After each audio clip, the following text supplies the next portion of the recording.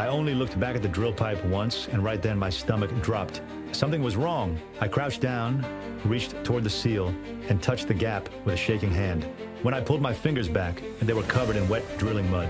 Before I could even process it, more mud started pushing up from the wellhead. Everyone froze. The control room reacted fast. They shut the annular BOP. The rubber seal clamped down around the drill pipe, trying to choke off the mud coming up from below. For 1 second, it looked like it worked, but on the platform, we were already running for our lives. I got blasted off my feet. The moment I crawled back up, I shouted at the control room, asking what the hell we were supposed to do. Jason pointed across the rig and yelled for me to open the diverter valve. We had to bleed off the pressure. I didn't think. I just ran.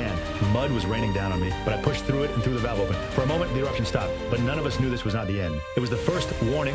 The kick had been controlled, but deep below the seafloor, something much worse had already been released. The pressure was still building. The annular BOP was taking the full force of the well. Then, high-pressure mud, rock cuttings, and debris slammed into the seal, and the whole thing started tearing apart. Once that seal failed, there was nothing left to hold the well back. The mud surged through the system and rushed straight toward the diverter line. Then we heard it, a strange sound from the valve.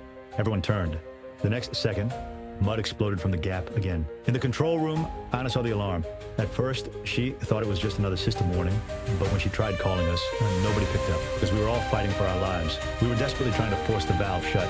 Then the veteran workers started screaming, "Run, just run!" And that was when I knew this was Judgment Day.